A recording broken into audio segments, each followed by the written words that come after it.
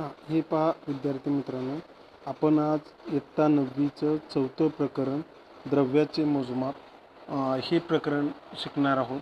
तर या प्रकरणामध्ये आपणाला रासायनिक संयुगाचे काही नियम आहेत. त्याच्यामध्ये द्रव अक्षयतेचा नियम आहे, स्थिर प्रमाणाचा नियम आहे, तो कसा आहे हा एक मुद्दा शिकायचा आहे. दुसरा शिकायचा आहे त्याचा अणु आकार, वस्तुमान आणि संयोजन. एखाद्या अणूचा आकार नेमका कशावरून ठरला जातो, त्याचं वस्तुमान किती आहे प्रत्येक मूलद्रव्याचं, त्याची संयोजन कशी काढली जाते. तिसरा मुद्दा शिकायचा आहे त्याचं रेणू वस्तुमान आणि मोल ही संकल्पना. एखाद्या मूलद्रव्याचं रेणू वस्तुमान किंवा उदाहरणार्थ एखाद्या संयुगाचं रेणू वस्तुमान कसं काढायचं याच्याविषयी शिकायचं आहे.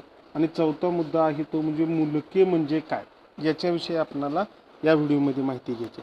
आता थोडे आठवा याच्यामधला पहिला प्रश्न दिलेला आहे, डाल्टनचा अणुसिद्धांत काय आहे. तुम्ही 8वीमध्ये शिकलेला आहे की डाल्टननं एक अणुसिद्धांत मांडला. त्यानं काय मांडलं होतं डाल्टनच्या अणुसिद्धांतामध्ये, तर द्रव हे लहानात लहान कणाचे बनलेले असून त्या कणांना अणू असं म्हणतात.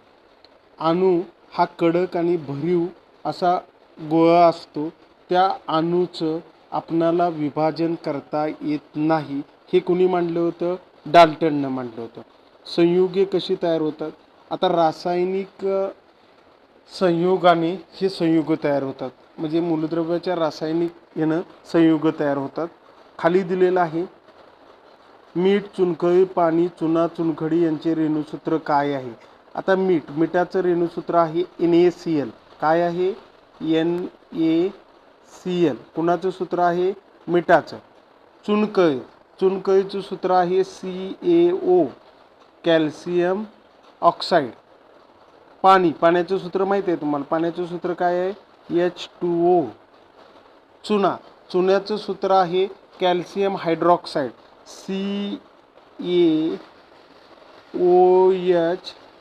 टॉईस म्हणजे 2, CaOH टॉईस. पुढं आहे चुनखडी म्हणजे काय, calcium carbonate, CaCO3. Calcium carbonate म्हणजे चुनखडी. ही यांची सूत्र आहेत.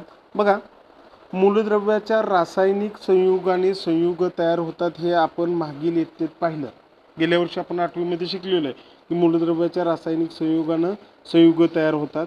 आपण हेही शिकलो की डाल्टनच्या अणुसिद्धांतामधील एक महत्त्वाचे तत्व म्हणजे वेगवेगळ्या मूलद्रव्याच्या अणू एकमेकाशी जोडले जाऊन संयुगाचे रेणू तयार होतात.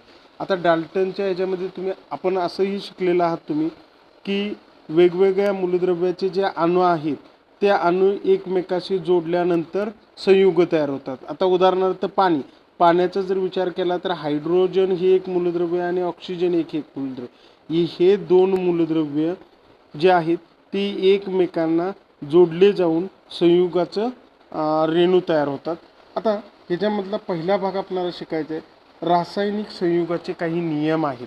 आता रासायनिक संयुगाचे नियम कोणते आहेत याच्याविषयी आपण थोडीशी माहिती घेणार आहे. बघा, रासायनिक बदल होताना पदार्थाचं संघटन होतं. आता रासायनिक ज्या वेळेला बदल होतो, उदाहरणार्थ आपण लोखंड बाहेर टाकलं आणि ते लोखंड गंजतं याचंच काय, त्या पदार्थाचं काय झालेलं आहे, संघटन बदलते. या संदर्भातील मूलभूत प्रयोग 18व्या व 19व्या शतकामधील शास्त्रज्ञानं केला. हे करताना त्यांनी वापरलेल्या व तयार झालेल्या पदार्थाचे अचूक मोजमाप केले व रासायनिक संयुगाचे नियम शोधून काढले. याच्यावरूनच त्यांनी काय केलं, रासायनिक संयुगाचे काही नियम शोधून काढलेले आहेत. मग बघा, हे कुणी केलं, कोणते शास्त्रज्ञ होते, तर बघा, पहिला आहे डाल्टन.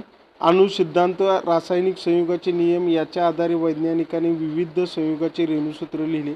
आपण येथे ज्ञात रेणुसूत्राच्या आधारे रासायनिक संयुगाचे नियम पडताळून. मग हे जे अचूक मोजमाप आहे ते करण्यासाठी कोण शास्त्रज्ञ होते, तर पहिला आहे डाल्टन, दुसरा आहे थॉम्सन आणि तिसरा आहे रुदरफोर्ड. या शास्त्रज्ञानं याच्यावर काय केलं, संशोधन केलं आणि त्यांनी ज्ञात रेणुसूत्राच्या, जी ज्ञात म्हणजे माहीत असणाऱ्या आधारे रासायनिक संयुगाचे नियम पडताळून पाहणार आहेत. म्हणजे जे मूलद्रव्याचे रेणुसूत्र आपल्याला माहीत आहेत त्याच्यावरून त्यांनी इतर रासायनिक संयुगाचे नियम पडताळून पाहता येतात असा सिद्धांत मांडला. आता एक करून पाहायला तुम्हाला एक कृती दिलेली आहे. इथं काय कृती आहे बघा. शंकुपात्र, एक शंकुपात्र घ्यायचं, परीक्षा नळ्या आणि तराजू. आता रसायने कोणती घ्यायची आहेत. कॅल्शियम क्लोराईड, कॅल्शियम क्लोराईडचं सूत्र आहे CaCl2, sodium sulphate Na2SO4, calcium oxide CaO, पुढचं आहे पाणी H2O. आता आकृती 4.1 मध्ये त्यानं तुम्हाला सांगितलेलं आहे, त्याच्याप्रमाणे आपण कृती करणार आहोत. हां, हे पहा, आकृती 4.1 मध्ये तुम्हाला काय दाखवलेलं आहे याच्यावर थोडासा आपण अगोदर विचार करू. ही जी आकृती तुमच्या पुढे आहे, एक शंकुपात्र घेतलेलं आहे. त्या आता एक पहिली कृती काय दिलेली आहे, आपण एक एक कृती सोडवू. पहिली कृती तुम्हाला काय दिलेली आहे बघा. एका मोठ्या शंकुपात्रात 56 ग्रॅम कॅल्शियम ऑक्साईड घ्या. आपण इथं एक मोठं शंकुपात्र घेतलेलं आहे. त्या शंकुपात्रामध्ये 56 ग्रॅम कॅल्शियम ऑक्साईड घ्या व त्यात 18 ग्रॅम पाणी टाका. काय होते ते पहा. आता आपण एका मोठ्या कॅल्शियम ऑक्साईड म्हणजे CaO काय घेतलेलं आहे आपण एका शंकुपात्रामध्ये. समजा हे शंकुपात्र आहे तुमचं आणि या शंकुपात्रामध्ये तुम्हाला काय करायचं आहे, किती घ्यायचं आहे. या शंकुपात्रामध्ये तुम्हाला 56 ग्रॅम CaO कॅल्शियम ऑक्साईड आणि ह्याच्यामध्ये 18 ग्रॅम काय घ्यायचं आहे, पाणी घ्यायचं आहे H2O. आता हे दोन्ही या शंकुपात्रात टाकल्यानंतर त्यांचा पहिला प्रश्न आहे, काय होते ते पहा. तयार झालेल्या पदार्थाचे वस्तुमान मोजा. काय साधर्म्य दिसते, अनुमान लिहा. आता पहिला आहे काय होतं ते पहा बघा. कॅल्शियम ऑक्साईड आणि पाणी यांच्यामध्ये अभिक्रिया होऊन, म्हणजे कॅल्शियम ऑक्साईड CaO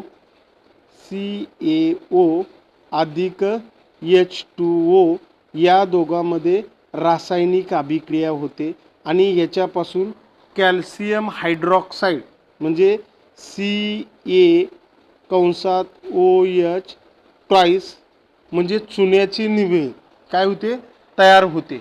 हे एक संयुक्त तयार होतं. हा पहिल्याचं. दुसरं आहे तयार झालेल्या पदार्थाचं वस्तुमान मोजा.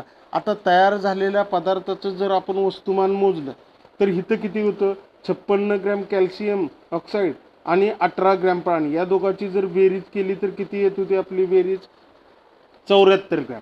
मग तयार झालेल्या पदार्थाचं वस्तुमान सुद्धा किती आहे, 74 ग्रॅमच.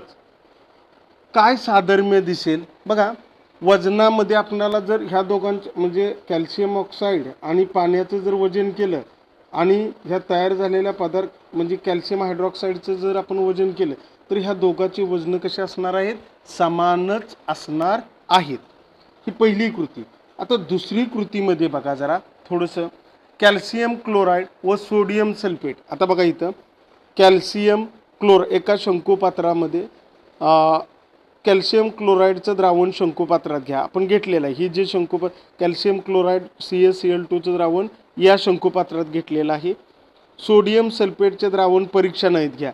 आता ही जी परीक्षा नळी आतमध्ये दिसत्या ह्याच्यामध्ये कुणाचं द्रावण आहे, सोडियम सल्फेटचं द्रावण आहे.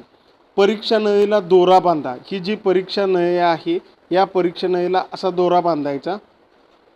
बांधून ती काळजीपूर्वक शंकुपात्रात सोडा. आपण सोडलेले. रबरी बूच लावून शंकुपात्र हवा बंद करा. हे जे वरती दिसतंय हे रबरी बूच लावलेलं आहे आणि शंकुपात्र हवा बंद करा.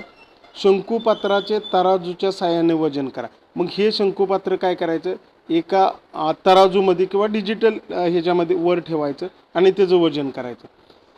बघा, शंकुपात्राचे तराजूच्या साहाय्याने वस्तुमान मोजा. त्याचं वस्तुमान सुद्धा आपण काय करायचं, मोजून ठेवायचं. आता शंकुपात्र तिरके करून, हे जे शंकुपात्र आहे हे शंकुपात्र तिरकं करायचं. असं तिरकं करून या जी परीक्षा नळी आहे परीक्षा नळीतलं सोडियम सल्फेटचे जे द्रावण आहे ते शंकुपात्राच्या कॅल्शियम क्लोराईडच्या द्रावणामध्ये मिसळायचं. आता पुन्हा शंकुपात्राचे वस्तुमान मोजा. तुम्हाला कोणता बदल आढळतो, वस्तुमानामध्ये काय बदल झाला का. बाळांनो, जे अगोदर आपण जे वस्तुमान केलेलं होतं तेच वस्तुमान नंतर पुन्हाही तेच, म्हणजे वजनामध्ये कोणत्याही प्रकारचा बदल झालेला नाही. कारण इथं सुद्धा कॅल्शियम क्लोराईड आणि सोडियम सल्फेट, ही जे कॅल्शियम क्लोराईड आहे आणि हे जे सोडियम सल्फेट आहे या दोघांमध्ये रासायनिक अभिक्रिया होऊन कॅल्शियम सल्फेट तयार झालं. काय तयार झालं?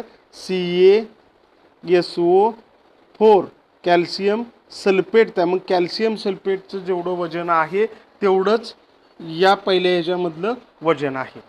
आता पुढच्या मुद्द्याकडे जाऊ. बघा, द्रव अक्षयतेचा नियम, जो आपल्याला आता पहिला मुद्दा इथं क्लिअर करायचा आहे तो म्हणजे द्रव अक्षयतेचा नियम. काय आहे द्रव अक्षयतेचा नियम? आता आपण वरती प्रयोग पाहिला. आता या प्रयोगामध्ये आपल्याला लक्षात आलं का, वरील कृतीमध्ये मूळ द्रव्याचं वस्तुमान म्हणजे पहिलं कॅल्शियम क्लोराईड आणि सोडियम सल्फेट या द्रव्याचं जेवढं वस्तुमान आणि रासायनिक बदल झाल्यानंतर, इथं जो हा रासायनिक बदल झाल्यानंतर काय तयार झालं? मीठ आणि कॅल्शियम सल्फेटचा पांढरा अवक्षेप तयार झाला. तयार झालेले द्रव्याचे वस्तुमान कसं होतं? ह्याचं जेवढं वस्तुमान होतं तेवढंच ह्याच्यामध्ये रासायनिक अभिक्रिया झाल्यानंतरचं वस्तुमान तेवढंच होतं. 1785 मध्ये अनत्वान लॅव्हाजिया या फ्रेंच शास्त्रज्ञाने संशोधनातून असा निष्कर्ष काढला की रासायनिक अभिक्रिया होताना, त्यांना असा एक निष्कर्ष काढला लॅव्हाजियानं की रासायनिक अभिक्रिया होत असताना द्रव्याच्या वस्तुमानात वाढ किंवा घट होत नाही. म्हणजे आपण आता पाहिलं ह्याचं जेवढं वस्तुमान आहे तेवढंच ह्याचं वस्तुमान आहे. म्हणजे रासायनिक अभिक्रियेतील अभिकारकांचे एकूण वस्तुमान रासायनिक अभिक्रियेतून निर्माण होणाऱ्या उत्पादिताच्या एकूण वस्तुमानासारखेच असते. यालाच द्रव अक्षयतेचा नियम असं म्हणतात. आता उदाहरणार्थ बघा, आपण इथे एक अभिक्रिया करू. CaCl2 अधिक Na2SO4 या दोघांची जर अभिक्रिया झाली तर काय तयार होणार आहे? NaCl plus CaSO4 calcium sulphate. म्हणजे हे जे कॅल्शियम क्लोराईड आणि सोडियम सल्फेट आहेत हे अभिक्रियाकारक आहेत आणि NaCl आणि CaSO4 हे कोण आहेत? उत्पादित आहेत. मग त्याने काय सांगितलेलं आहे? अभिक्रियाकारकाचे एकूण वस्तुमान म्हणजे CaCl2 आणि Na2SO4चं एकूण वस्तुमान हे त्या अभिक्रियेतून तयार झालेले सोडियम क्लोराईड आणि कॅल्शियम सल्फेटच्या एकूण वस्तुमानासारखेच असते. यालाच काय म्हणायचं आहे? द्रव अक्षयतेचा नियम असं म्हणतात. हे पहा विद्यार्थी मित्रांनो, आपल्याला दुसरा नियम शिकायचा आहे, स्थिर प्रमाणाचा नियम. आता स्थिर प्रमाणाचा नियम, आपण पहिला द्रव अक्षयतेचा नियम शिकलो. आता स्थिर प्रमाणाचा नियम काय आहे बघा. फ्रेंच शास्त्रज्ञ प्रूस्ट यांनी सन 1794 मध्ये स्थिर प्रमाणाचा नियम मांडला. त्याने काय केले? संयुगाच्या विविध नमुन्यामधील घटक मूलद्रव्याचे वजनी प्रमाण नेहमी स्थिर असते. त्याने काय सांगितलं की संयुगातील विविध नमुन्यामधील घटक मूलद्रव्याचं वजनी प्रमाण नेहमी स्थिर राहतं. आता संयुगामध्ये जे घटक मूलद्रव्य आहेत, आपण एक उदाहरण घेऊ. उदाहरणार्थ पाणी. आता समजा मला H2O हे पाण्याचं सूत्र आहे. आता हे पाणी तयार होत असताना कसं तयार झालेलं आहे? तर दोन मूलद्रव्यापासून, एक हायड्रोजन आहे आणि एक ऑक्सिजन आहे. याच्यामध्ये पाण्याचं प्रमाण किती आहे? 1. हायड्रोजनचं प्रमाण किती आहे? 1. आणि ऑक्सिजनचं प्रमाण किती आहे?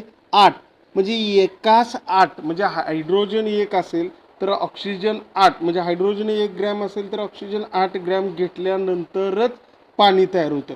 जर समजा आपण हायड्रोजन 2 ग्रॅम घेतला आणि ऑक्सिजन 10 ग्रॅम घेतला तर पाणी तयार होणार का? नाही होणार. कारण ह्याचं वजनी प्रमाण जे आहे ते वजनी प्रमाण नेहमी स्थिर असतं. बघा, यांच्या रासायनिक संयोगाने 9 ग्रॅम पाणी तयार होतं. मग ह्या दोघांच्या रासायनिक संयोगाने किती ग्रॅम पाणी तयार होतं? 1 ग्रॅम हायड्रोजन आणि 8 ग्रॅम ऑक्सिजन घेतला तर 9 ग्रॅम तयार होतं. तसंच दुसरं उदाहरण दिलेलं आहे. आता कार्बन डायऑक्साईडचं सूत्र काय आपलं? CO2. ह्याच्यामध्ये सुद्धा दोन मूलद्रव्य आहेत. एक आहे कार्बन आणि दुसरा आहे ऑक्सिजन. आता ह्याच्यामध्ये कार्बन किती घ्यायचं आहे? 3 ग्रॅम कार्बन आणि ऑक्सिजन किती घ्यायचा आहे तुमचा? 8 ग्रॅम घ्यायचा आहे. म्हणजे 3 ग्रॅम कार्बन आणि 8 ग्रॅम जर ऑक्सिजन घेतला तर आपणाला म्हणजे 44 ग्रॅम कार्बन डायऑक्साईड वायू तयार होतो. या 44 मध्ये 12 ग्रॅम कार्बन असतो आणि 32 ग्रॅम कोण असतो? ऑक्सिजन असतो. म्हणजे स्थिर प्रमाणाचा नियम काय आहे? संयुगाच्या विविध नमुन्यामधील घटक मूलद्रव्याचे वजनी प्रमाण नेहमी कसं असतं? स्थिर असतं. आता इथं तुम्हाला दोन शास्त्रज्ञ दिलेले आहेत बघा.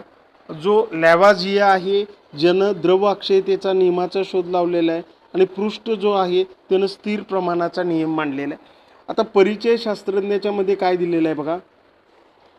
आनत्वान लॅव्हाजिया हे फ्रेंच शास्त्रज्ञ होते. त्यांना आधुनिक रसायनशास्त्राचा जनक असं म्हणतात. मग तुम्हाला प्रश्न, आधुनिक रसायनशास्त्राचा जनक कोणाला म्हटलेला आहे? लॅव्हाजिया. रसायनशास्त्राप्रमाणे जीवशास्त्र व अर्थशास्त्र या क्षेत्रामध्ये त्यांनी भरीव कामगिरी केलेली आहे. ऑक्सिजन व हायड्रोजनचे नामकरण केलं. या लॅव्हाजियानं काय केलेलं आहे बघा, हायड्रोजन आणि ऑक्सिजनचं नामकरण म्हणजे नाव तिनं ठेवलेलं आहे. ज्वलनात पदार्थाचा ऑक्सिजनचे संयोग होतो हे सिद्ध केलं. म्हणजे ज्वलनात ऑक्सिजनची गरज असते हे सिद्ध केलं. तिसरं आहे रासायनिक प्रयोगात अभिक्रियाकारके व उत्पादिताचे अचूकपणे वजन करण्याच्या पद्धतीचा प्रथम वापर केला. आपण जसं शिकलो द्रव अक्षयतेच्या नियमामध्ये की अभिक्रियाकारकाचं एकूण वस्तुमान हे उत्पादकाच्या एकूण वस्तुमानाच्या एवढं असतं. पुढचं आहे पाणी व हायड्रोजन व ऑक्सिजन यापासून बनलेलं आहे याचा शोध लावला. आपण आता बघितलं 1:60 प्रमाणात असेल तर पाणी तयार होतं. रासायनिक अभिक्रियेत वस्तुमान कायम राखले जाते या नियमाचं त्यानं पहिल्यांदा लेखन केलं. सहावा आहे संयुगांना पद्धतशीरपणे नावं दिलं. उदाहरणार्थ सल्फ्युरिक आम्ल, कॉपर सल्फेट.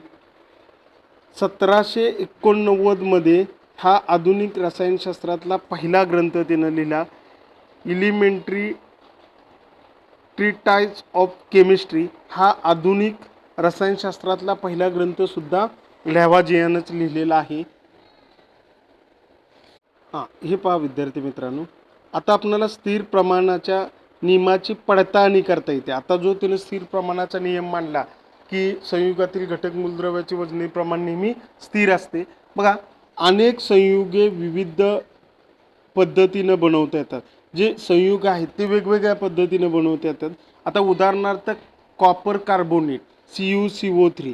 आता हे च्या विघटनाने तसेच कॉपर नायट्रेट म्हणजे Cu, कॉपर म्हणजे Cu आणि नायट्रेट म्हणजे NO3 च्या विघटनाने कॉपर ऑक्साईड या संयुगाचे 2 नमुने मिळाले.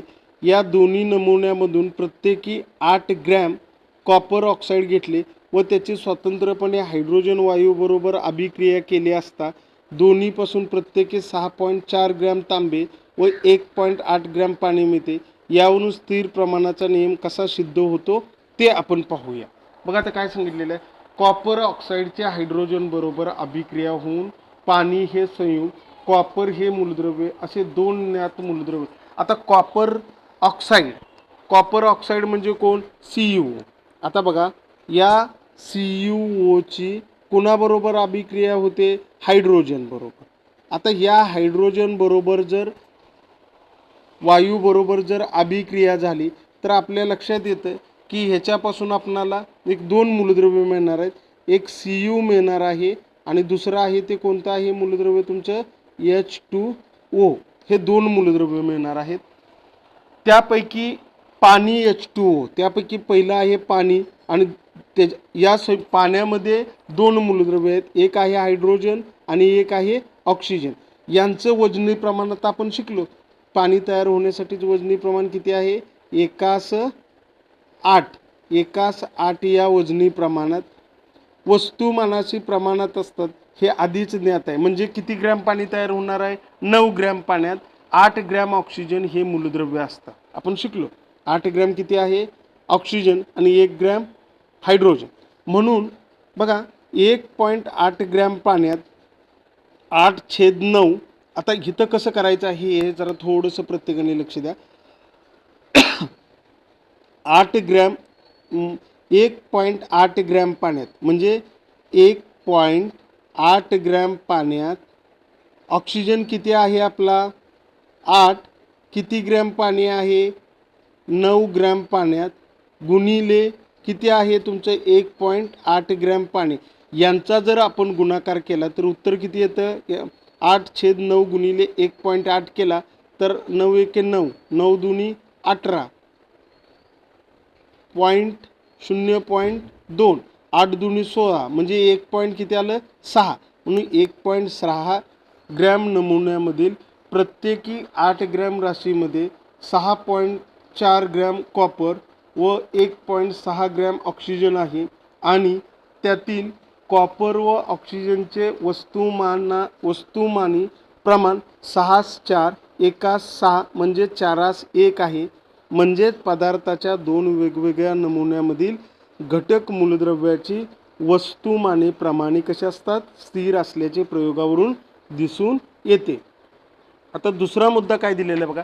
आता कॉपर ऑक्साईडच्या रेणूसूत्रावरून घटक मूलद्रव्याचे अपेक्षित वजनी प्रमाण काय आहे ते पाहू. त्यासाठी मूलद्रव्याचे ज्ञात असलेले अणुवस्तुमाने आपल्याला वापरावी लागतील. आता कॉपर ऑक्साईडमध्ये दोन मूलद्रव्य आहेत, एक कॉपर आणि ऑक्सिजन. आता कॉपरचं अणुवस्तुमानांक आहे 63.5 व ऑक्सिजनचा अणुवस्तुमानांक आहे 16.